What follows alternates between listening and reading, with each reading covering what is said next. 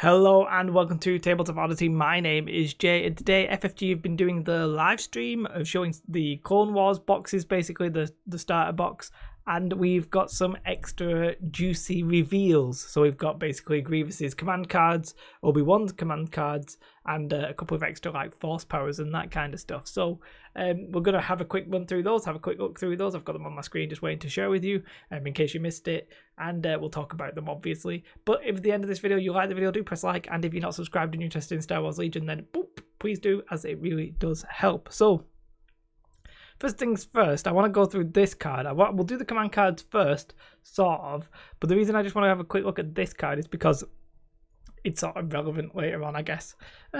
Maybe. So it's Grievous's ranged weapon. So you can take a ranged weapon, so for 12 points you get this. Melee and ranged weapon, range 1 to 2. He has Relentless, so you're probably always going to want to take this, simply because if you double move, you'll be able to get your shot off if somebody's in range 1 to 2, so that's pretty, that's handy, I guess. Critical 1, so he doesn't have any surges by default, I don't think, so he will be able to surge to a crit on one of them. Pierce 1, all of his weapons have Pierce 1, and this versatile is very interesting. Basically, you can perform a range attack using this weapon while engaged, so even if you're in melee, you can use that weapon. You can just shoot out of melee, not into another melee, just out of your melee to a model. Boom. That is an interesting keyword that I hope we don't see too much of, but I also quite like. So, yeah, very interesting indeed, though. So anyway, let's have a look at these 3 pips. Do apologise for the sizes. I got these off the Discord. Thank you to whoever was putting those in the Discord. I can't remember the name off the top of my head. But crush them. General Grievous in 2 units. When Grievous issues an order to a unit, that unit gains 1 surge token for each defeated enemy unit. Not something you're going to want to play turn 1, is it? But yeah, surge tokens, for those of you who don't know, will basically, if you've got one, you can use it to convert a surge to a block or a surge to a hit, depending on, just for that one, just that one per surge token. So it's something you'll probably want to play later on. Once you've defeated a couple of enemy units, you're going to whack that out, and all the units are going to get that many surge tokens. Could be really powerful at the right time. And next one is Supreme Commander. This is 2 troopers, so probably Grievous himself, as you may see. Grievous gains 1 surge token for each other friendly trooper unit at range 1. You'll see a lot of surge tokens. This whole factions are based around these surge tokens. While another friendly trooper unit has a face-up order token, it gains Guardian 2, and it can use Guardian against melee, during a melee attack. So basically, the idea there is, I'm Grievous, I give it to 2 troopers, those then can take the hits for me. You can save Grievous, basically, is the plan, and you also get a surge token just thrown in there, so pretty decent. And his one is trained in your Jedi arts, and you can only give this to Grievous. General Grievous gains Disengage, and Disengage is basically you can do a normal move out of combat, so you are engaged, but you can just do if you're speed 2, you can just do a speed 2 out of it. Fine, and it only takes up one of your actions because it's just a normal move. You gain 1 dodge, and at the end of his activation, he may perform an attack against each enemy unit at range 1 using the following weapon. So you can see it's 1 red, 2 black, 1 white, suppressive, and it's got versatile. So if you're in combat, you can still shoot at anything that's in range 1. Wow, if you jump into a big melee, you could get that weapon on a lot of units there, it's sort of like a mini bomb, wow, that is a really good card. I think it's sort of like a Son of Skywalker-esque or a Vader. You're going to do multiple attacks that you wouldn't normally do. So yeah, that's going to be, that's definitely interesting. Definitely trained in your Jedi art. So that's Grievous's. All in all, I'd rate them as solidly good, if not great. They are some seriously decent cards. So we'll move on to Kenobi. This one is called General Kenobi. To double check that I was right, then I was losing my mind. So Obi-Wan Kenobi in 2 units. When Obi-Wan issues an order to a unit, that unit gains 1 surge token for each other friendly unit at range 1 of it. So yeah, that one's that's an interesting one. So if you issue an order to a friendly unit, and then however many friendly units are at range 1 of that unit, that's how many surge tokens you get. Basically, these factions seem to be all about clumping up and trying to use that to your advantage. But obviously then, you might want to take Breakthrough to sort of separate them, but that's like a different point, neither here nor there. Decent card. His 2-pip is Knowledge and Defense. 2 troopers. Obi-Wan gains 1 dodge token for each other friendly trooper unit at range 1. So, you know, that he's going to get several dodge tokens if you do come up. And Obi-Wan can use Guardian during game melee attacks. So we've seen that before with Grievous. You know, pretty decent. His 1-pip, Hello There, which I won't do an impersonation of.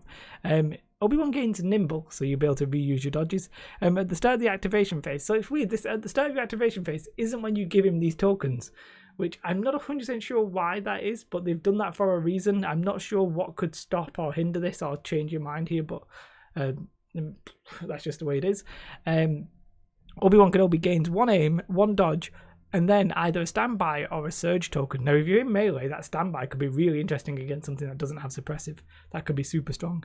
And that's for you gain those for each enemy unit at range 1 to 2. So if you do jump into a big melee, a little bit like Grievous could, you're just going to get an absolute shed ton of aims and dodges. Cool. Range 1 to 2. Very nice. And then you'll be able to use Nimble, so you're very likely to survive. So that's one thing that can often happen to Luke, is he jumps in, then the enemy withdraws, and then you die.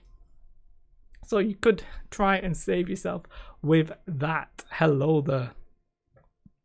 Oh, just a little bit of a quiet burp there. Hopefully you didn't catch that. I went ahead and mentioned it, didn't I? Hope. So this is a light side only force card. It's 3 points. You can't quite see it on that picture, but it is 3 points. You gain Inspire 1. Yeah. Nice, 3 points. That's pretty good. You could whack that on anybody if you've got the points and you've got an extra force action, like force power to play with. No harm to 3 points, pretty decent.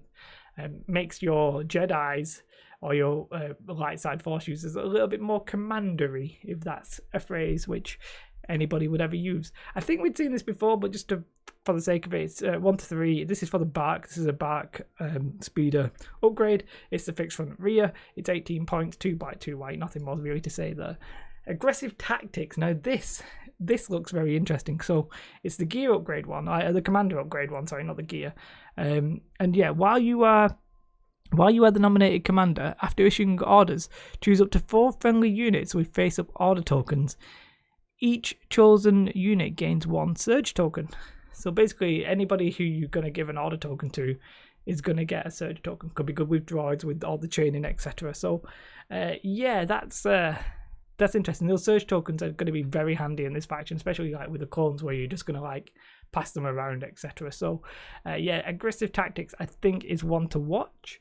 For sure.